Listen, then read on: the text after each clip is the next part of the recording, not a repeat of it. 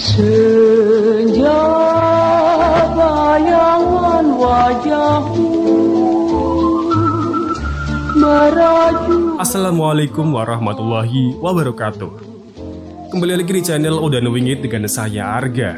Untuk cerita kali ini, aku akan menceritakan cerita yang berjudul Lemah Kuburan. Langsung saja kita mulai ceritanya. Pada suatu masa, di sebuah desa yang cukup luas bernama Desa Mekarsari, yang mana desa ini terbagi menjadi 5 wilayah dusun, yang terbilang cukup subur dan makmur dibanding desa-desa yang lain saat itu. Semua itu tak lepas dari andil seseorang yang bernama Pawiro Atmojo. Ia adalah lurah yang sudah hampir selama 3 dekade memimpin desa ini. Dengan segala kecakapannya dalam mengatasi permasalahan, sepertinya berhasil membuat warga-warganya tidak menginginkan wajah baru di tampuk kekuasaan di desa Mekarsari ini. Itu terbukti di 6 kali pilkades yang telah lalu, yang mana sudah 6 kali juga ia yang kembali maju menjadi calon tunggal dan selalu melawan kotak kosong. Sepertinya ada sesuatu yang membuat orang menjadi urung untuk bersaing dengannya. Entah itu wibawanya atau memang kinerja dan gaya kepemimpinannya yang tegas namun murah hati. Mekarsari, Jawa Tengah tahun 1985. Yang mana di tahun inilah jabatan Lurah Pawiro Atmojo harusnya akan segera purna. Wajahnya terlihat lega. Akhirnya ia bisa fokus untuk ngomong cucu dan pasti akan punya banyak waktu untuk keluarga bila nanti jabatannya sudah berakhir. Apalagi saat ia mendengar sebuah kabar. Seorang juragan dari Mekarwetan, salah satu dusun di Kelurahan Mekarsari, akan mencalonkan diri sebagai kepala desa di pemilihan yang akan datang. Mungkin ini akhir pengabdianku. Akhirnya ada juga orang yang mau menggantikanku.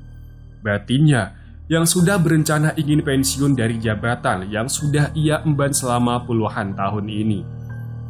Berulang kali juga, sang lurah terlihat mewartakan keinginan dia untuk tidak akan mencalonkan diri lagi di pilkades tahun ini. Tapi di antara keinginan itu, ternyata kabar ini cukup menjadi keresahan bagi para perangkatnya. Belum diketahui alasannya dan sepertinya masih menginginkan agar sang lurah maju kembali dalam pemilihan mendatang. Semua bujuk rayu lewat orang-orang terdekat sudah dilakukan, namun nampaknya tekad Lurah Pawiro untuk purna tahun ini memang sudah bulat. Sampai akhirnya pada suatu malam, datanglah semua kadus-kadus dari dusun yang ia bawahi, berbondong ke rumahnya dengan membawa sebuah surat semacam petisi yang sudah ditanda tangani oleh para perangkat. Sebagian tokoh desa dan para kadus-kadus itu sendiri, yang mana isi dari surat itu tidak lain dan tidak bukan adalah permintaan mereka agar sang lurah mencalonkan kembali. Ora iso, pemaksaan ini namanya, sentak Pak Lurah kepada para kadus-kadusnya sambil membanting petisi itu di atas mejanya. "1 putaran wae Kang, untuk yang terakhir," jawab Barjo, Kadus Mekarwetan, sebagai orang yang umurnya paling sebaya dengan sang lurah. Ini juga bukan kemauan saya dan teman-teman saja, tapi juga keinginan dari para wakil masyarakat yang tidak setuju kalau Juragan Wiryo jadi kepala desa.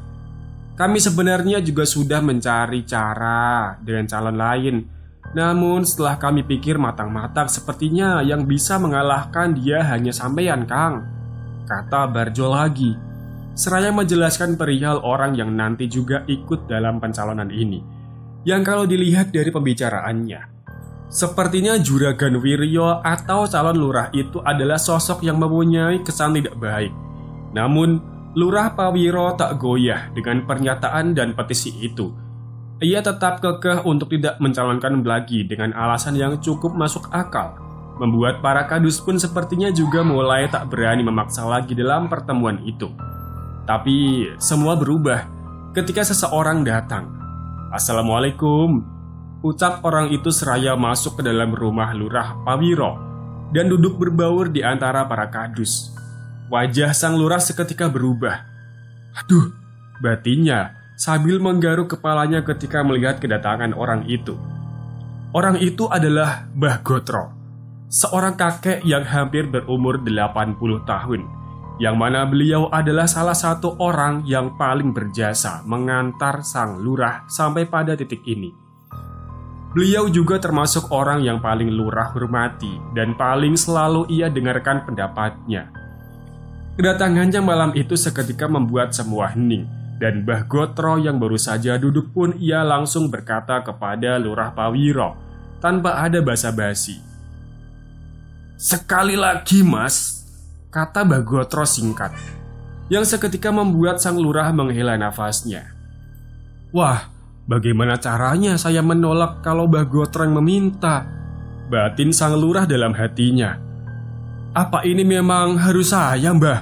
tanya Lurah Pawiro, yang segera dijawab juga oleh Mbah Gotro. "Oh, harus, Thomas. Wiryo itu terlalu kuat kalau bukan kamu yang melawannya," kata Mbah Gotro, membuat Lurah Pawiro kembali menghela nafasnya dengan wajah pasrah. "Memangnya kenapa, Mbah? Kalau nanti Wiryo yang akan menjadi kepala desa?" tanya sang lurah yang sepertinya mulai menunjukkan sinyal yang berbeda. Kamu itu sebenarnya tahu apa pura-pura tidak tahu?" tanya Mbah Gotro dengan sedikit keras, yang segera membuat Lurah Pawiro sedikit tertunduk. "Oh, nggih, Mbah, saya mengerti. Tapi apa tidak ada orang lain selain saya?" sanggah sang lurah dengan pelan. "Ya, sebenarnya ada banyak yang mau menggantikanmu. Tapi tidak ada yang bisa melawan orang itu kecuali kamu. Karena kalau orang baru ya pasti akan kalah. Saya yakin kalau dia pasti akan membakar uang sebanyak-banyaknya dalam pemilihan ini. Lagian, apa kamu rela kalau desa yang sudah kamu bangun baik-baik ini akan dipegang oleh Juragan Dadu?" Jelas Mbah Gotro sedikit menekan sang lurah, membuatnya kini terdiam dan mulai mengendorkan prinsipnya. Memang sudah tak menjadi rahasia lagi tentang bisnis yang dijalankan oleh Juragan Wiryo, yang mana seperti yang sudah dikatakan oleh Mbah Gotro barusan.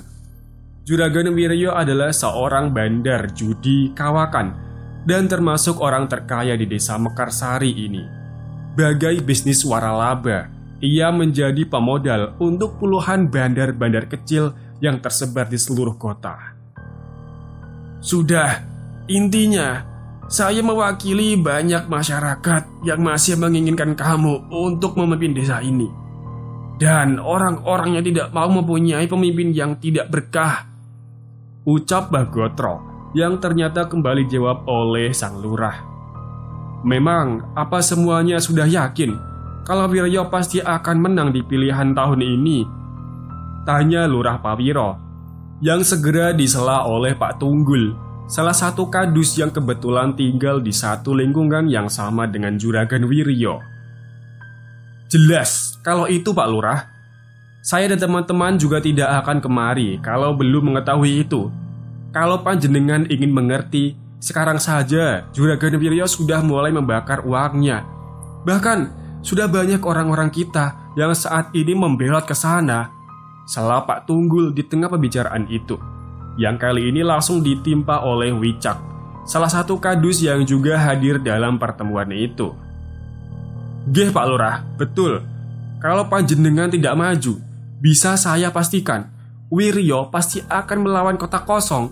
Saya sebagai teman dia ketika zaman masih miskin, sangat tahu apa yang ada di pikirannya," kata Wicak yang membuat Lurah Pawiro semakin tersudut. Di sini Mbah Gotro juga kembali menambahkan kalau pencalonan Wiryo ini juga patut untuk dicurigai, bahwa di baliknya pasti ada niat terselubung. Bagaimana bisa seorang Wiryo yang sudah kaya raya itu mau menjadi lurah yang hanya digaji dengan tanah bengkok saja, yang mana kalau dibandingkan dengan pendapatannya saat ini sangatlah terlalu jauh. Apalagi yang Wiryo kejar kalau bukan kekuasaan. Kalian semua juga pasti sudah tahu kan, rumah bordil yang ada di desa Mangir itu adalah miliknya juga. Kalau Wiryo punya kuasa, bisa-bisa sarang pelacur itu pindah ke sini," tukas Bagotro yang sebenarnya terdengar agak berlebihan. Lurah Pawiro yang sebenarnya masih tidak mau pun kini mulai berpura-pura dengan mengajukan syarat jika ingin dia maju kembali dalam pilkades mendatang, yang mana ia tidak akan mengeluarkan satu peser pun uang untuk keperluan pencalonan dan kampanyenya. Namun ternyata ia salah beranggapan. Yang semula ia pikir syarat itu akan sulit untuk orang-orang itu penuhi, malah berbalik menjebaknya, yang mana permintaan itu langsung diiyakan oleh Bagotro. "Iyo, gampang kalau masalah itu. Saya yang akan menanggungnya dari awal sampai akhir," ucap Bagotro yang seketika membuat sang lurah menggelengkan kepalanya dan segera bersepakat meski dengan terpaksa. "Tenang wae Kang, saya ada teman-teman yang nanti akan bergerak, sampeyan terima jadi. Dan tinggal duduk saja kalau nanti waktu pencoblosan sudah tiba," ucap Barjo yang beberapa saat setelah itu ditutup oleh Bagotro. "Pokoknya hidup harus menghidupi. Kamu melakukan ini tidak hanya untuk dirimu, tapi untuk para warga yang sayang dengan desa ini," ucap Bagotro menutup pembicaraan itu. Waktu sudah menunjukkan sekitar pukul 11 malam. Bersamaan dengan setelah pulangnya orang-orang itu, Lurah Pawiro tampak tak beranjak dari tempatnya duduk, seraya menyalakan sebatang rokok dan mengepulkan asapnya ke awang-awang. Ia kembali menggelengkan kepalanya. "Aduh, jika memang ini kehendak Tuhan, semoga saja saya bisa menjalani ini dengan ikhlas," batin sang lurah yang pasrah. Lamunan itu pun segera terpecah beberapa saat kemudian oleh Bu Sundari, istri Lurah Pawiro yang keluar membawa teh hangat dan langsung duduk di samping suaminya itu. "Wes, jalani saja toh Pak. Saya sudah dengar semua kok tadi dari dalam. Syukuri saja, masih banyak orang yang percaya dengan kemampuan panjenengan," kata sang istri lembut. "Oh Bu, akan saya jalani saja.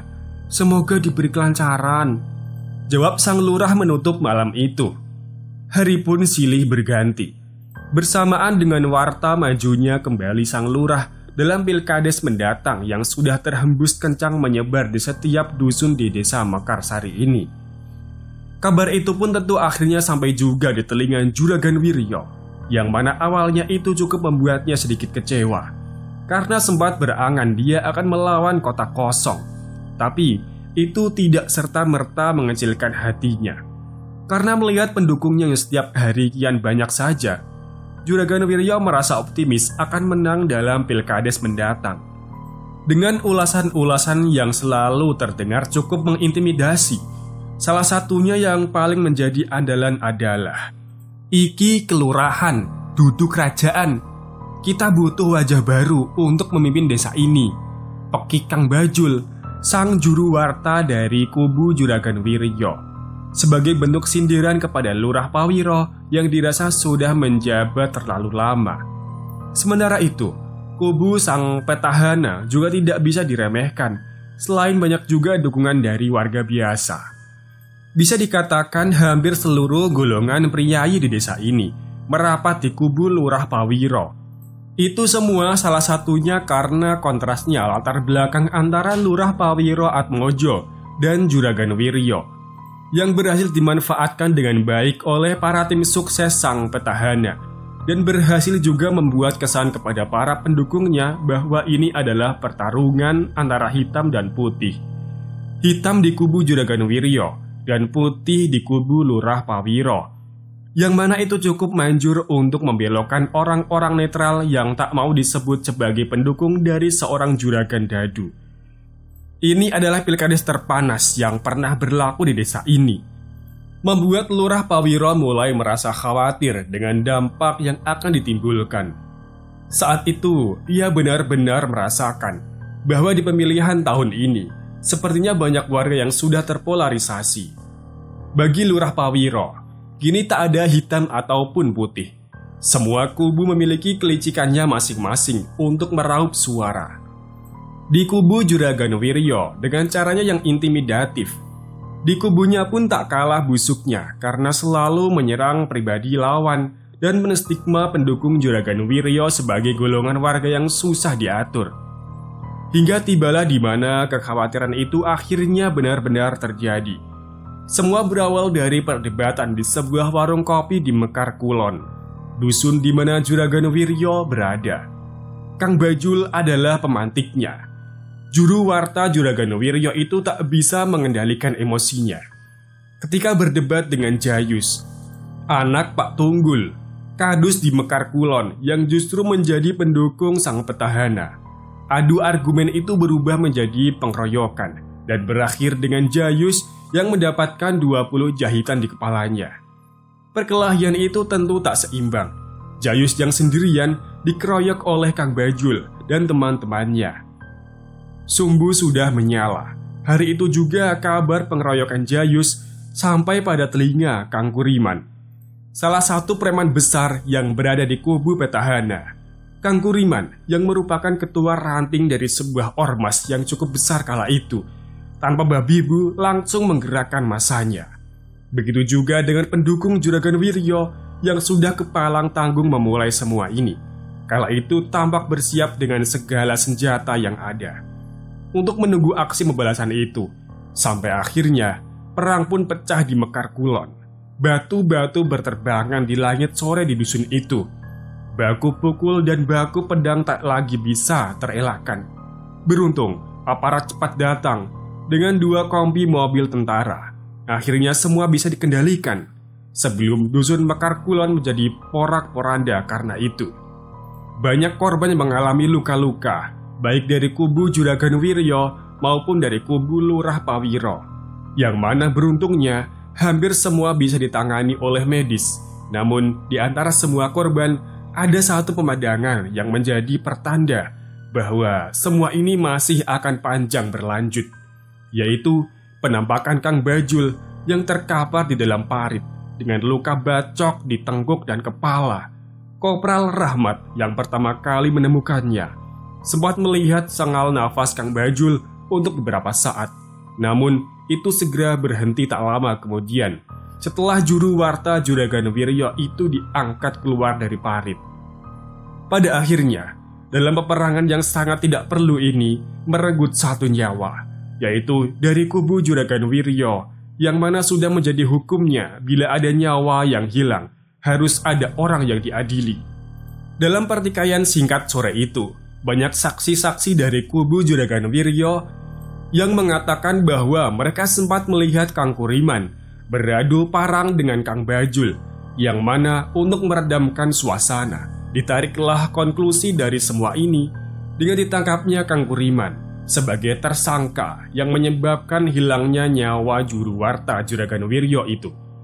Semua berlanjut dengan dipertemukannya Lurah Pawiro dan Juragan Wiryo oleh pihak kepolisian sebagai langkah formalitas untuk menebalkan anggapan masyarakat bahwa sebenarnya tak ada permusuhan di antara 2 calon kepala desa itu. Seiring hari yang terus berganti, suasana yang sempat memanas pun kini melandai dingin.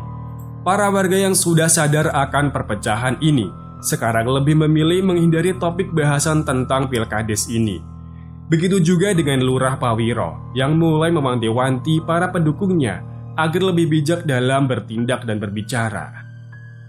Ini itu hanya ibarat seperti lomba, bukanlah perang yang harus kalian bela mati-matian, kata Lurah Pawiro dalam sebuah ulasan beberapa hari setelah ia dipertemukan dengan Juragan Wiryo.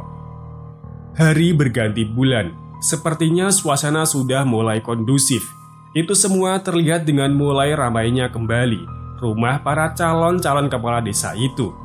Namun, seiring dengan hari pencoblosan yang sudah mulai dekat, keanehan demi keanehan pun terjadi, yang mana untuk kali ini, semua keanehan itu menimpa hanya pada kubu Lurah Pawiro saja. Berawal dari suatu malam, waktu itu sekitar pukul 1.30 dini hari, ketika satu persatu orang mulai berpamitan dari rumah Lurah Pawiro. Malam itu terasa tak biasa, dengan suasana yang gerah dan panas. Harusnya sudah menjadi penanda kejanggalan di desa yang biasanya berhawa dingin itu. Suasana rumah Lurah Pawiro yang tadi ramai pun mendadak menjadi sepi. Kini tampak Lurah yang masih belum beranjak, seraya menyalakan sebatang rokoknya. Terlihat juga wajahnya yang seakan sudah lelah memikirkan politik yang pelik ini. Semoga saja diberikan keamanan, kelancaran, dan keikhlasan batinnya di antara kepulan asap rokok kreteknya itu. Malam itu berulang kali pandangannya selalu tertuju ke arah jendela, yang mana saat itu sang lurah seperti merasa ada orang yang tengah berlalu lalang di teras depan rumahnya. Awalnya, ia mengira kalau itu hanya salah lihat saja. Sampai akhirnya, anggapan itu pun segera terpatahkan ketika bayangan orang yang mondar-mandir di depan rumahnya itu kembali berulang untuk ketiga kalinya. Siapa itu? Batin Lurah Pawiro yang dahinya mulai mengerenyit dan masih beranggapan kalau itu adalah sisa dari warga yang tadi berkumpul di rumahnya. "Sopo yo?" kata Lurah Pawiro, seraya berjalan dan hendak keluar dari rumahnya. Yang mana baru saja setelah membuka pintu, ia langsung disambut oleh bau bangkai yang diantar oleh angin kencang yang menerpa wajahnya. Membuatnya sedikit terbatuk karena bau itu. Karena itu, sontak Lurah Pawiro langsung kembali menutup pintunya. Dan disitulah mulai timbul firasat dalam hatinya bahwa sepertinya ada sesuatu yang tidak beres telah berlaku. Buru-buru ia mengunci pintu dan segera berjalan menuju kamarnya. Sampai akhirnya, ketidakberesan itu pun terjawab setelah beberapa tapak ia melangkah. Dengan diawali oleh suara tirai yang tersingkap dan disusul ketuk jentik jemari yang sepertinya berasal dari kaca jendela ruang tamunya itu.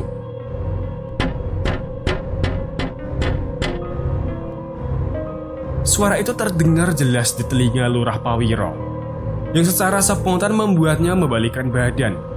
Tampak tirai yang sudah ditutup kini telah tersingkap sebagian, seakan memberi ruang untuk satu sosok yang kini terlihat berdiri di balik jendela rumahnya itu. Sosoknya adalah seorang wanita berbaju lusuh, rambutnya panjang terurai, dan matanya yang terlihat seperti mengeluarkan cahaya. Sambil tersenyum tipis, sosok itu menatap tajam ke arah pasang mata Lurah Pawiro Atmojo. Untuk sejenak, sang lurah hanya bisa tertegun. Otaknya seakan masih mencoba untuk mencerna atas apa yang kini dilihatnya itu. Sampai akhirnya terucaplah satu kalimat dari sosok itu yang seketika menyadarkan sang lurah atas ketakutannya. "Aku tak mampir ya," ucap sosok wanita yang berada di balik jendela itu, yang seketika langsung membuat sang lurah berlari masuk ke kamarnya. "Allahu Akbar!" teriaknya sambil berlari masuk dan melompat ke atas ranjang. Itu membuat istrinya terbangun. "Wah, kenapa toh Pak?" tanya Bu Sundari yang terkejut atas guncangan di ranjang tidurnya itu. "Wewe Bu, ono wewe Bu," jawab Lurah Pawiro dengan wajahnya yang tertelungkup.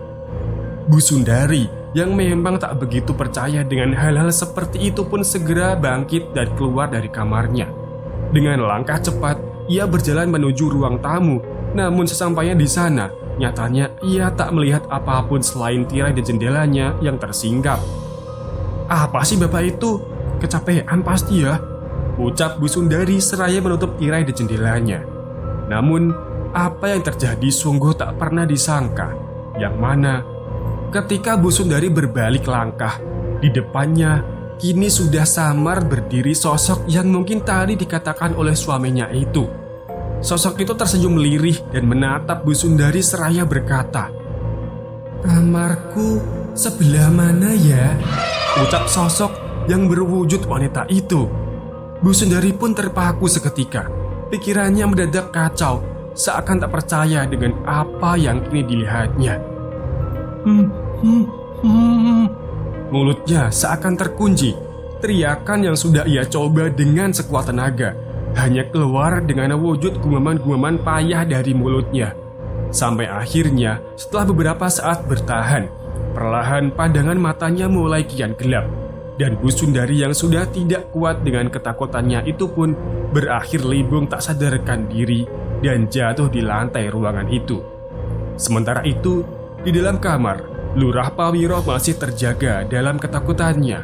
Dan seperti tadi, ia masih tampak menelungkupkan wajahnya ke dalam bantal, seraya terus mengucapkan doa apapun yang ia ingat. Seiring dengan ketakutannya itu, perlahan Lurah Pawiro mulai menyadari kalau istrinya belum terlihat masuk ke dalam kamar lagi setelah keluar beberapa saat lalu, membuat ia yang agak khawatir pun mulai menata sisa-sisa keberaniannya untuk keluar dari kamar itu. Dengan payah dan gemetar, sang lurah pun bangkit dan beranjak, berjalan dengan langkah yang ragu. Ia kini memberanikan diri untuk keluar dari kamarnya. Di luar, suasana tampak senyap dengan jantungnya yang berdegup kencang. Sang lurah melangkah menuju ruang tamunya sambil memanggil-manggil istrinya. Bune, panggil sang lurah dengan sedikit terbata. Tak ada sahutan dari istrinya atas panggilan itu, membuat Lurah Pawiro mulai berpikir yang macam-macam.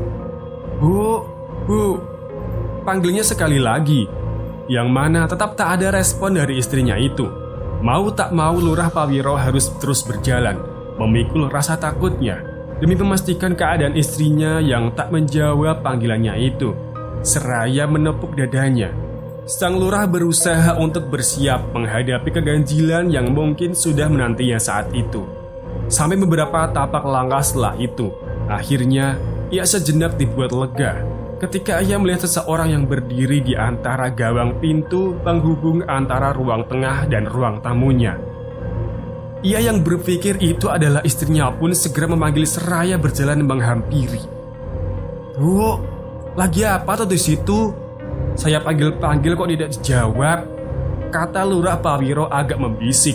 Tapi lagi-lagi istrinya tidak menjawab panggilan itu, membuat Lurah Pawiro yang mulai ragu menjadi urung untuk melangkah maju.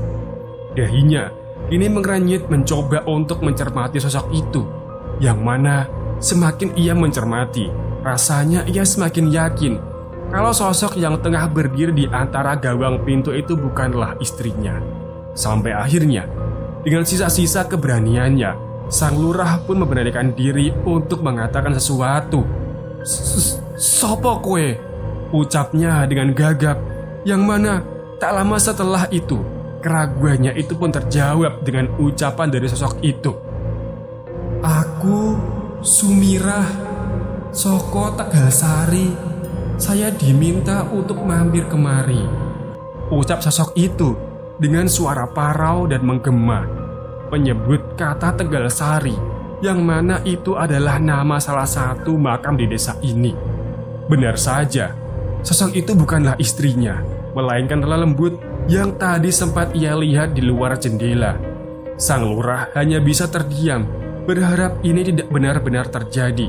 Sampai akhirnya, seperti yang istrinya alami, Lurah Pawiro pun terhuyung jatuh tak sadarkan diri. Sampai di sini dulu untuk cerita Lemah Kuburan. Akan ada kelanjutan ceritanya karena ceritanya sangat panjang.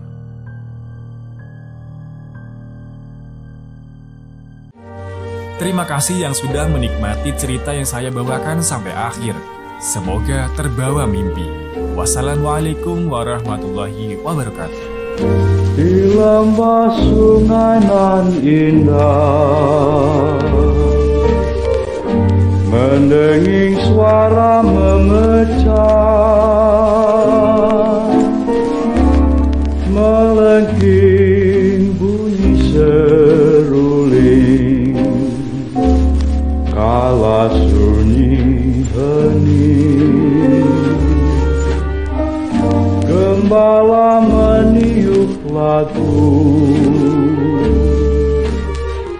berteduh di rumpun bambu, irama mengiring bayu,